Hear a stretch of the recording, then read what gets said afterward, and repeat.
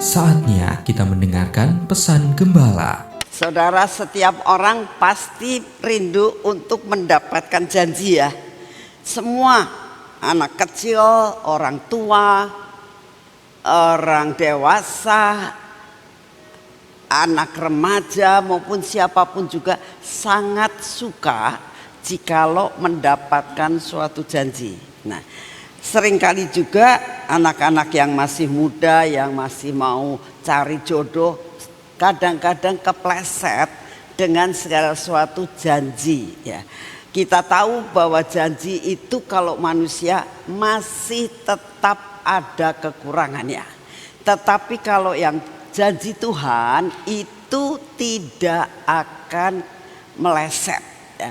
Jadi dikatakan kan tadi semua firman yang disampaikan, kita tahu bahwa salah satunya Tuhan Yesus naik ke surga menjanjikan bahwa akan menyediakan tempat rumah kita di surga. Saudara, saya mau sedikit kesaksian dengan pengalaman yang saya alami pada saat saya dibawa ke surga.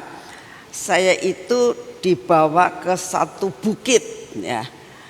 Dia omong gunung ya tidak, saya tahu itu bukit ya. Jadi waktu saya berdiri di situ, itu pada saat itu Tuhan membawa saya naik kuda ya. Saya bersama-sama, saya naik kuda sendiri, Tuhan naik kuda sendiri.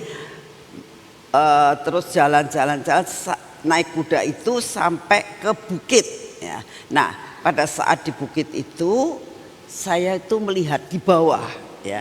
Saya ada di atas bukit, saya lihat di bawah itu banyak sekali rumah-rumah, saudara. Rumahnya tipenya macam-macam ya.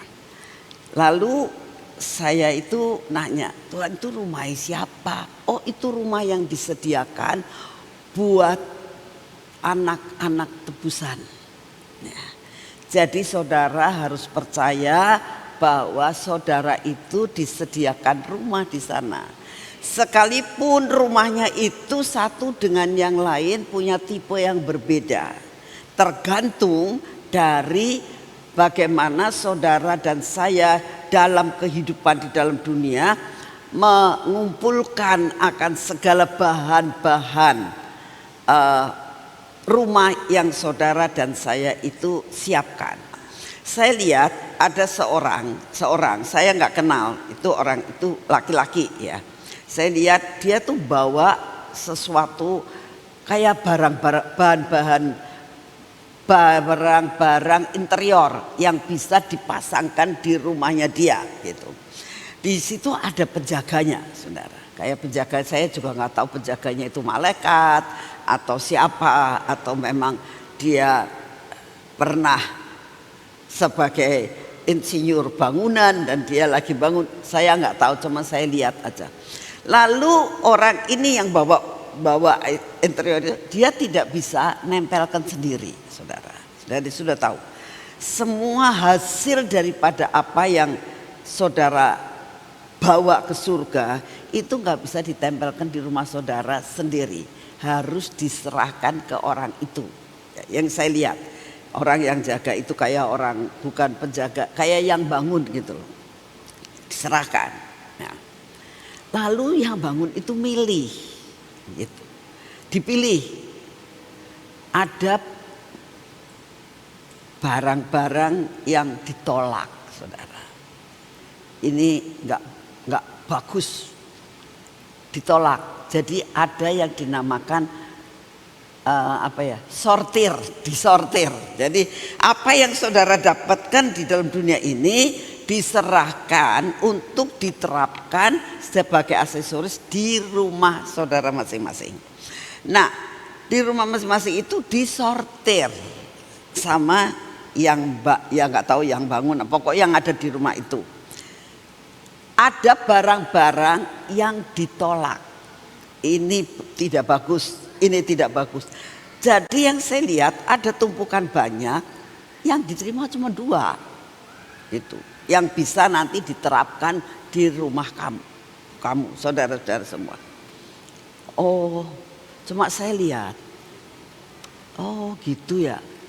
Jadi Yang bisa diterima adalah yang lulus sortiran. Nah, yang tidak, nggak diterima, dibawa balik sama dia. Jadi dibuang, saudara. Dia nggak bisa terima lagi. Dia bilang ini nggak kepake, nggak pakai, terus dibuang. Orang itu melongo. Rasanya pengen ngomong, lu kenapa dibuang? Gitu. Tapi nggak ada jawaban, saudara, nggak ada jawaban. Cuman sudah itu selesai itu. Namanya juga penglihatan ya, saudara. Lalu saya itu batin, nggak berani tanya sama Tuhan karena saya lagi sama Tuhan. Saya nggak berani, cuma tak pikir, oh jadi disortir ya. Ya. Jadi semua apa yang saudara dan saya lakukan di dalam dunia, jangan berpikir itu semuanya menurut kamu diterima semua sama Tuhan. Disortir. Kalau engkau melakukan tugas, misalnya anak-anak penari ya, menari di sini, kamu lihat bagus. Yang tahu dalam-dalamnya anak ini menari itu siapa? Roh Kudus. Ya. Kamu menarinya dengan sungguh-sungguh atau tidak? Kamu itu dengan full heart atau tidak?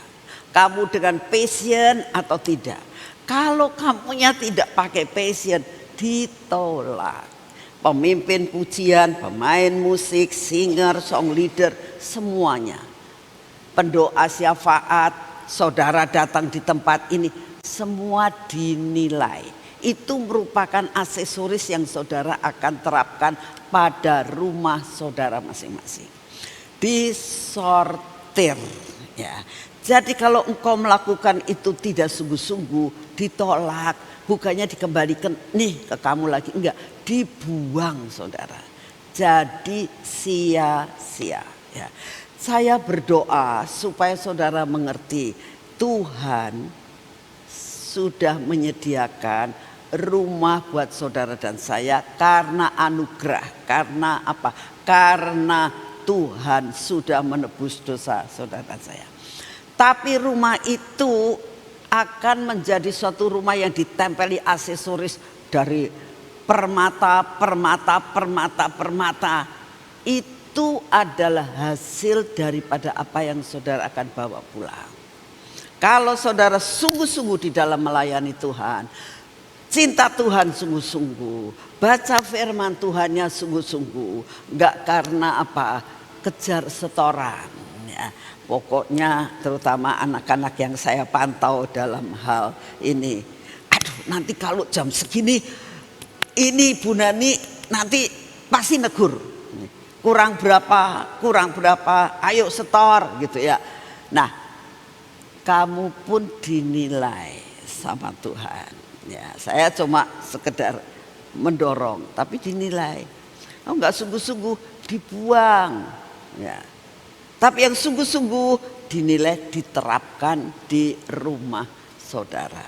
Saudara kan kalau di dalam hidup saudara kan mempunyai kerinduannya bahwa rumah saudara itu nanti bagus, semuanya dalam keadaan indah. Ya.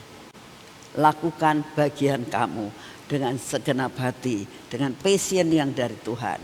Maka setiap kali engkau membawa persembahan ini kepada penjaga rumahmu, nanti dilihat, oh bagus semuanya, oke, sudah. Belum waktunya kamu ini pulang ke surga menempati rumah ini. Sudah, apa yang kamu dapat kasih sama saya, aku akan terapkan ke rumah kamu.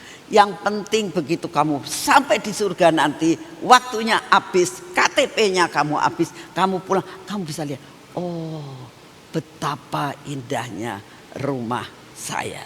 Saya berdoa kita dapat melakukan bagian kita dengan segenap hati.